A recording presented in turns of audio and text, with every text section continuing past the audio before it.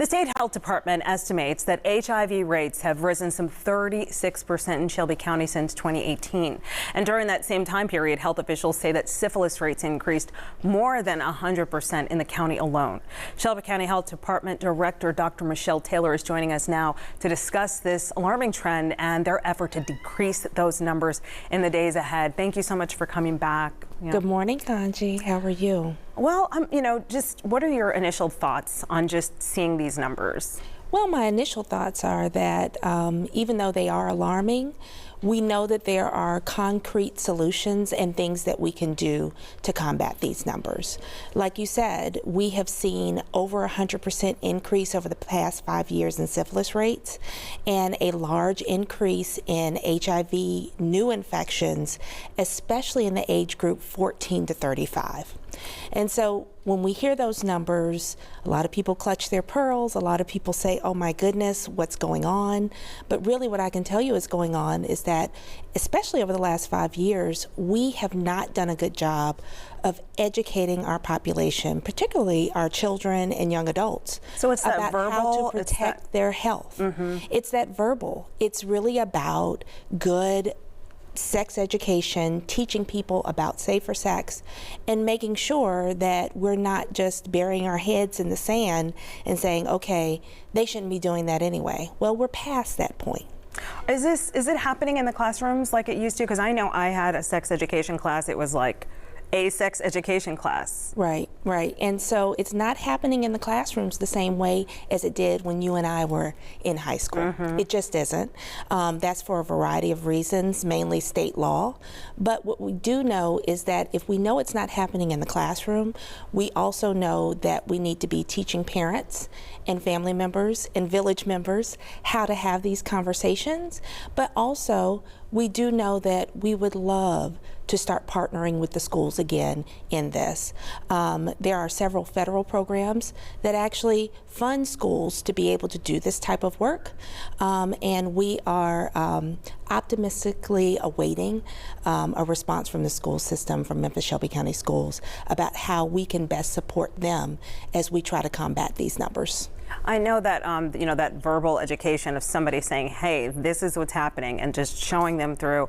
What are some of the other factors that lead to an increase? I mean, I know that there was some funding that was rejected with regards to HIV testing and... Well, we did have that over a year ago where there was some federal funds that were turned back in the grant that's called Ending the HIV Epidemic. But the good news is that that funding, which is out of the CDC, was rerouted through United Way of Greater Nashville, and a lot of our community-based partners are now funded through that mechanism instead of the state. And so that money has returned.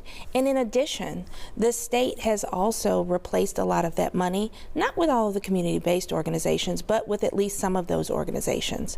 So there is funding there are solutions there, and I'm proud to say that at every level, whether it's local, state, or federal, we've gotten a lot of support, especially now as we've started to raise the issue, make sure that everybody involved who can help is helping, and so we're getting significant help, not only from our community-based organizations and partners, but also from the State Department of Health and the CDC.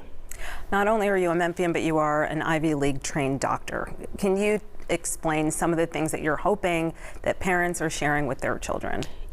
I always have hoped, and I'm a pediatrician by training. Boom. So I have always hoped and counseled parents for years about the fact that they should be having age-appropriate discussions with their children, not only about sex, but just about their bodies, about normal human development, about how to make safer choices for themselves, and how to protect their health in the best ways. And that's really what we're talking about. Most parents want to protect their children.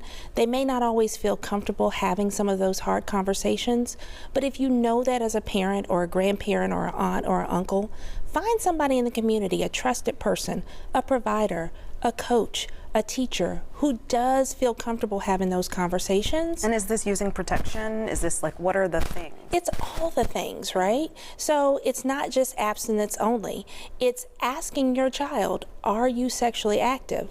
Waiting for the answer, understanding that they still may not tell you the truth, but also saying, hey, we need to get everybody who is in the community and is sexually active tested. That's the only way we really find out the whole universe of what's going on with STIs in our community. And there's a Know Your Status initiative. Absolutely, absolutely. So we will be pushing that all summer.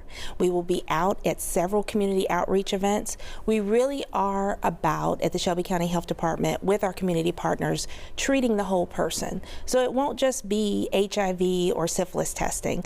There will be other things. There will be immunizations, back to school immunizations, education about how you can protect yourself if you have a family member who is struggling with substance use disorder and you may need a naloxone kit in your house.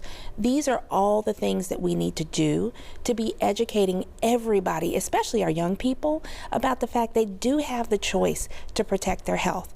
And so I will tell you that, a lot of the young people joke about, I'm about to have a hot girl summer, a hot boy summer, a hot they summer, right? There are solutions to make sure that you are safe during whatever kind of summer you're trying to have. Okay, you said it, Dr. Michelle Taylor. I hear you. That's Thank right. you. Keeping it real, right? We keep it real here on Live at 9.